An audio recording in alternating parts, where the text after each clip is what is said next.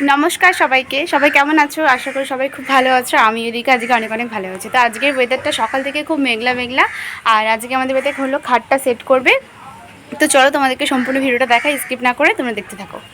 তো এই যে মিস্ত্রিরা তো এসছে অনেকক্ষণ আগে থেকেই, তার অনেকটাই পরে আমি ভিডিওটা স্টার্ট করলাম। একটু কাজ করছিলাম তাই ভিডিওটা স্টার্ট করতেই পারিনি। আর দেখো আমাদের যে আগে যে বক্স খাটটা ছিল, তো ওই জায়গাটাতে কীরকম নোংরা হয়ে গেছে। মানে আমাদের তো বছরে একবার করে ঘর ঝাড়ে, একবার থেকে দুবার, যখন দুর্গাপুজো হয় তখন, আর এমনি যখন আমাদের বাড়ির সামনে একবার কীর্তন হয় তার আগে আগে। তো এবার দেখো মানে বছরে দুবার ঘর ঝাড়া পাকা বাড়িতে মানে তো অনেকটাই কম বলতে গেলে। আর এরকম নোংরা হয়ে গেছে জায়গাটাতে, আর ওই জায়গাটা দেখো কীরকম সাদা হয়ে গেছে একেবারে নোংরা জমে থাকতে থাকতে। তো ওই জন্য পাকা ঘরে মানে ঘর বেশি দিন বন্ধ থাকলে বা এরকম মানে ওই জায়গাটা পরিষ্কার পরিচ্ছন্ন না করা হলে এরকম হয়েই যায়। তো যাই হোক আজকে যখন খাটটা সরালো আর তারপরে এই যে ওই মানে ওই জায়গাটা পরিষ্কার করলো, তারপরে ওই খাটটা সেট করবে। আর এই দেখো মানে আমাদের খাটের ভিতরে কতগুলো বাসনপত্র ছিল। এখানে অনেক সুন্দর সুন্দর জিনিস ছিল, আর এগুলো বলতে গেলে আমার মার বিয়ের থেকে শুরু করে দিদির অন্নপ্রাশন থেকে শুরু করে সব একবার এখানেই ছিল। এত বাসন আমাদের বের করতে হয় না, মানে লাগে না। তো এখানে দেখো দুটো বারবি সেটও ছিল।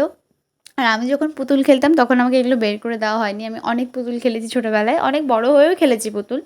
আর দেখো কত কিউট কিউট বারবি সেট। আর এখন তো আমার পুতুল খেলার বয়স আর নেই।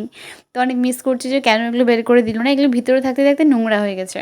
তো এখন এই যে আগে যে খাটটা ছিল ওই খাটটা আর কি, মানে আগের যে কাঠগুলো ছিল ওই কাঠগুলো বের করে নিয়ে যাচ্ছে, মানে খাটটার সব এক একটা করে পার্ট। আর এদিকে দেখো আমি দেখছিলাম কত সুন্দর সুন্দর বাচ্চাদের জিনিস ছিল। এটা হচ্ছে ঝিনুক বাটি, এগুলো দেখতে খুব ভালো লাগে। আর এটা যে কি আমি সত্যিই বুঝতে পারছিলাম না যে এটা কী ছিল।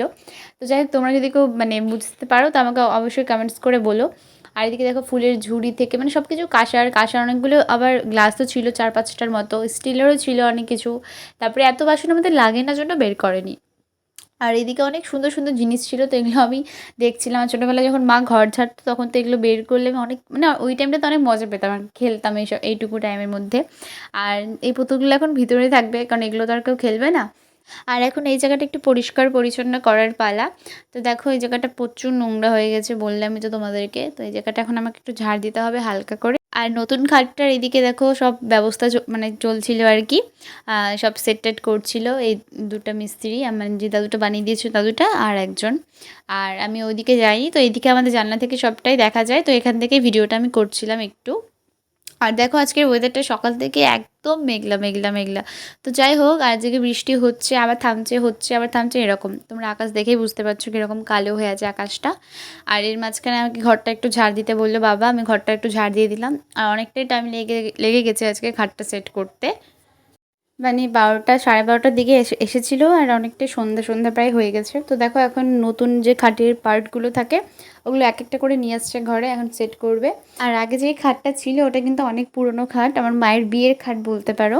আর অনেক দিন ধরেই খাটটাতে আমরা মানে আমি ছোটো থেকে দেখে এসেছি ওই খাটটা, মানে খাটটা আর কি। তো খাটটাতে আমরাই ঘুমাতাম। তো মানে কি বলবো, খারাপ লাগছে একটু হলেও। আর এদিকে দেখো নতুন খাটটা সেট করার সব ব্যবস্থা চলছে এখানে। তো যতই নতুন জিনিস আসুক পুরনো জিনিসের মজা তো মানে ওর মধ্যে অনেক ভালোবাসার স্মৃতি তো জুড়ে থাকেই। তো এদিকে এখন দেখো খাটটা অনেকটাই সেট হয়ে গেছে। আর আজকে মানে আমাদের এদিকে খুব লাইন যায় বৃষ্টি হলেই। তো এই দিকটাতে আজকে খুব লাইন যাচ্ছিলো বারবার, তো আমি ওই জন্য ভিডিওটা কন্টিনিউ করতে পারছিলাম না।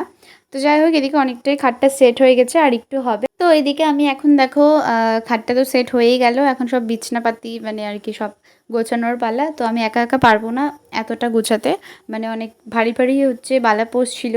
তো তারপরে ওগুলো পারবো না একা একা, তো দিদিকে বললাম একটু হেল্প করতে। তাই দিদি আর আমি দুজন মিলে এই মানে সব কিছু সেট করছিলাম। আর এদিকে আমাকে একটা ভাই একটু ভিডিও করে দিচ্ছিলো, ওকে বললাম তুই একটু ভিডিওটা কর। আর আজকে আমাদের এদিকে প্রচণ্ড বৃষ্টি হয়েছে, মানে বৃষ্টি হচ্ছে আবার থামছে এরকম। আর এই কদিন ধরে তো বৃষ্টি হয়ে যাচ্ছে, আর এই মাসটা তো এরকমই বৃষ্টি হবে। তো যাই হোক কোনো ব্যাপার না। আর এদিকে আমাদের লাইন যাচ্ছিলো আর আসছিলো, লাইন যাচ্ছিলো আসছিলো, তোমরা বুঝতেই পারছো বৃষ্টি হলে তো কারেন্টের কতটা প্রবলেম হয়, আমাদের এদিকে তো একটু বেশিই হয়।